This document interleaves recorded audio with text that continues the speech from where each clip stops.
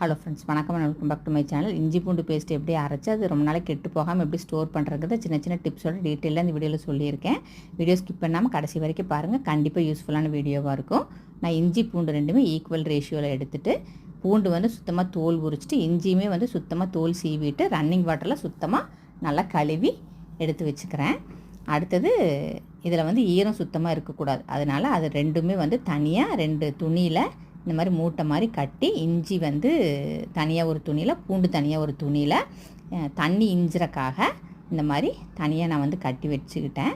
அது துணி வந்து கொஞ்ச நேரத்தில் ஈரமாயிருச்சு. அதனால் அது வந்து வேற ஒரு துணியில் மாற்றிட்டு இதே மாதிரி சுத்தமாக தண்ணி இல்லாமல் நான் வந்து எடுத்து வச்சுட்டேன். ஃபஸ்ட்டு டிப் வந்து இஞ்சி பூண்டில் நம்ம அரைக்க போகிற மிக்ஸி ஜாரில், கட் பண்ணுற கத்தியில், ஸ்டோர் பண்ணி வைக்கிற கண்டெய்னரில் எதுலேயுமே வந்து ஈரம் இருக்கக்கூடாது. அதான் வந்து ஃபஸ்ட்டு டிப். ஈரம் இருந்தால் இஞ்சி பூண்டு பேஸ்ட் வந்து சீக்கிரம் கெட்டு போயிடும். அதனால் இந்த மாதிரி 2 தடவை துணியில் மாற்றி நல்லா ட்ரையாக எடுத்து வச்சுக்கிட்டேன். என்னோடய பூண்டு வந்து பெருசு பெருசாக இருந்ததுனால நான் வந்து சின்ன சின்ன பீசஸாக கட் பண்ணிட்டேன். இஞ்சியுமே சின்ன சின்ன பீசஸாக கட் பண்ணிவிட்டேன். அப்போ நம்மளுக்கு வந்து ஃபைனான இஞ்சி பூண்டு பேஸ்ட் கிடைக்கும். உங்களுக்கு வந்து பூண்டு சின்ன பூண்டு நீங்கள் போடுறீங்க அப்படின்னா நீங்கள் வந்து கட் பண்ண தேவையில்லை, அப்படியே முழுசாகவே போட்டுக்கலாம்.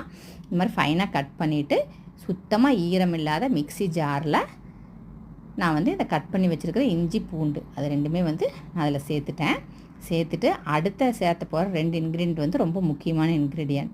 அது வந்து செகண்ட் டிப். இந்த மாதிரி நீங்கள் வந்து சேர்த்து அரைச்சிங்க அப்படின்னா நம்மளுக்கு அந்த இஞ்சி பூண்டு பேஸ்ட் வந்து கொஞ்ச நாள் கழித்து கலர் மாறும். அந்த மாதிரி கலர் மாறாது, கெட்டும் போகாது.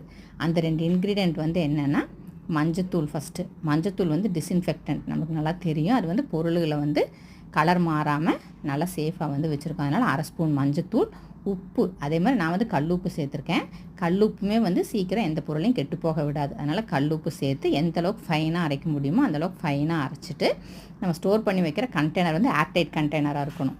அந்த கண்டெய்னருமே வந்து ஈரம் இல்லாமல் இருக்கணும். அதனால் நல்லா சுத்தமாக தொடச்சிட்டு அதில் வந்து ட்ரான்ஸ்ஃபர் பண்ணிவிட்டு நம்ம அரைச்ச சூடு வந்து கொஞ்ச நேரம் இருக்கும். அதை ஆறினதுக்கப்புறம் நல்லா டைட்டாக க்ளோஸ் பண்ணி ஃப்ரிட்ஜில் வச்சுக்கிட்டிங்கன்னா இதே மாதிரி இருக்கும், கெட்டு போகாது. தேங்க்யூ.